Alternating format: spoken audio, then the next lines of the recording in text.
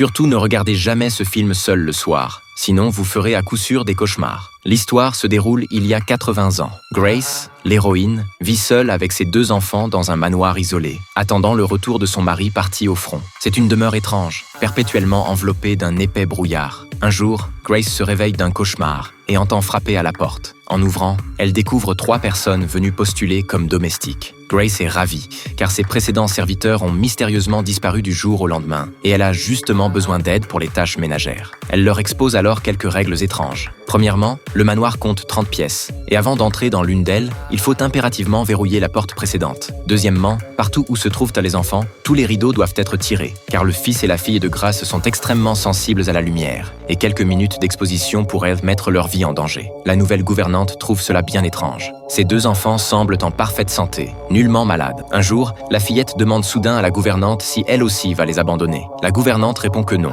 La petite lui dit que les autres avaient promis la même chose, mais qu'ils sont quand même partis. Et puis, cet incident s'est produit. La gouvernante est encore plus perplexe. Elle regarde le petit garçon d'un air interrogateur et lui demande ce qui s'est passé. La fillette hésite, puis lâche que leur mère est devenue comme folle. Le petit garçon contredit sa sœur et ils commencent à se disputer. L'arrivée de leur mère interrompt la querelle. Elle demande aux enfants d'aller lire, chacun dans une pièce différente, pendant qu'elle reste au salon. Mais soudain, Grace entend des pleurs d'enfant. Pensant qu'il s'agit de son fils, elle court inquiète vers lui. Mais le garçon lui assure que ce n'est pas lui. Elle pense alors à sa fille et se précipite vers sa chambre. Arrivée là-bas, elle découvre sa fille allongée par terre, lisant tranquillement. Intriguée, elle lui demande pourquoi elle pleurait, mais la fillette affirme ne pas avoir pleuré du tout, que c'était le garçon. Elle ajoute que ce garçon s'appelle Victor. La mère pense que sa fille ment. Il n'y a aucun garçon dans la pièce, mais l'enfant insiste, disant que le garçon vient de quitter la chambre. La mère ne peut croire qu'un garçon ait pu sortir d'une pièce verrouillée, mais en se retournant, elle constate avec stupeur que la porte est ouverte. Furieuse, elle convoque les domestiques et les accuse de ne pas respecter les règles, leur demandant s'ils veulent tuer ses enfants. Mais les serviteurs, l'air innocent,